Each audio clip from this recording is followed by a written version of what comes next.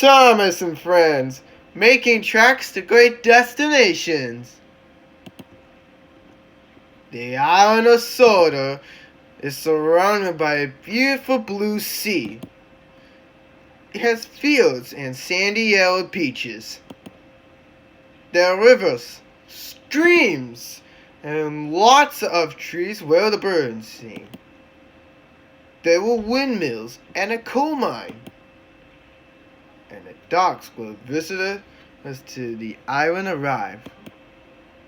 The island has lots of railway lines. Who's that puffing down the track? It's Thomas! Hello, Thomas! The Great Discovery. Soda Day was coming to the island of Soda. Thomas and James were very excited. There would be picnics all over the island, a magnificent brass band, and the biggest carnival that Soda had ever seen. All the engines were busy and everyone was excited. Soda Day was the island's grandest celebration. Thomas and James were racing to the wharf. Whoever arrives at the first will given a special, tooted Thomas.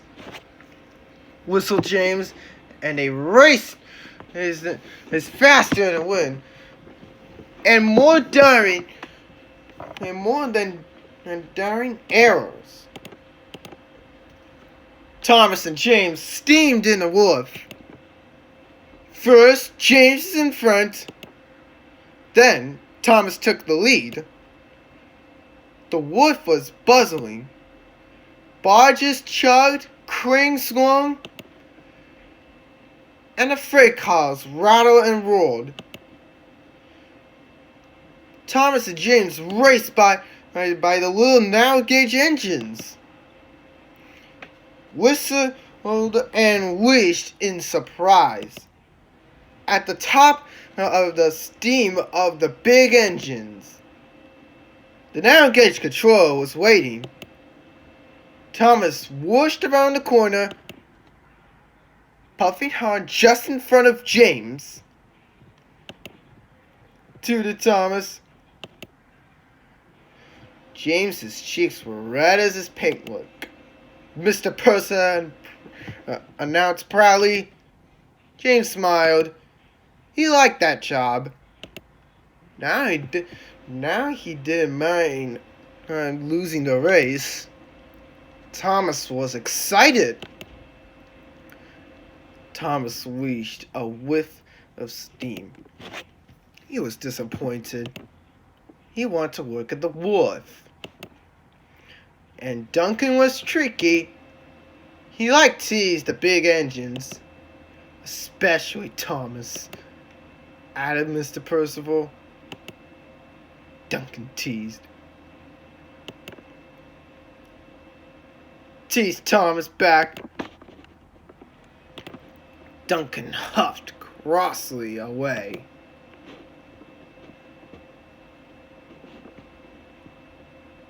Later, at the transfer yards, Thomas was waiting for Duncan. Duncan puffed in. Teased Thomas.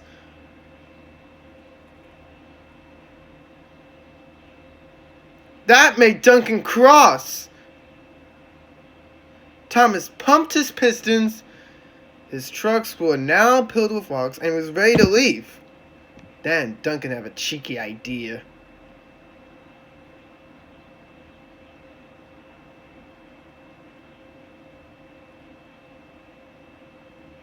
Thomas wasn't sure.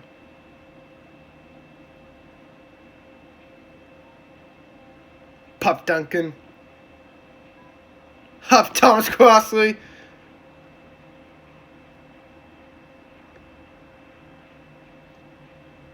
And the two engines steamed off.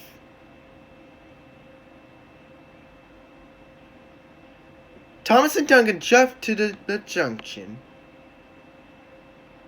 Puffed Duncan.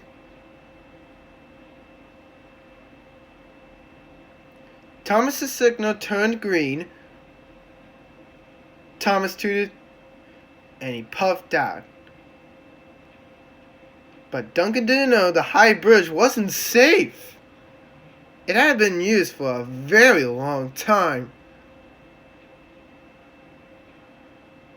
Thomas stepped slowly towards the bridge. The bridge looked very old, and it was very high, and the rave was very deep. Thomas could hear rocks far into the ravine. He felt a little scared.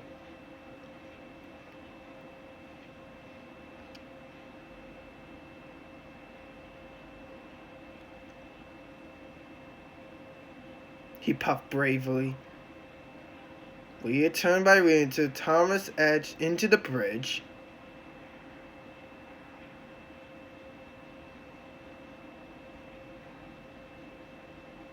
He chuckled to himself.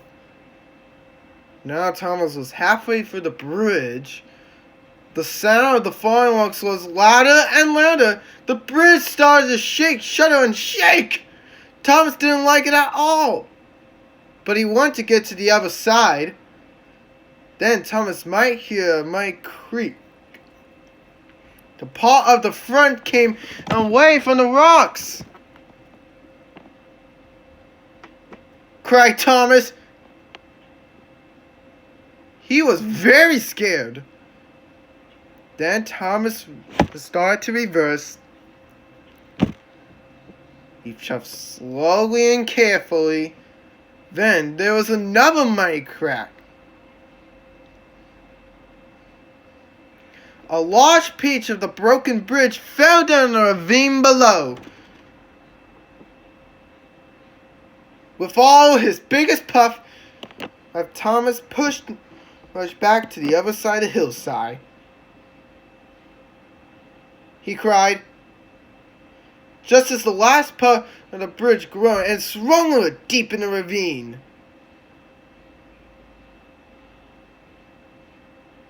Thomas poured down the broken bridge below. He gasped.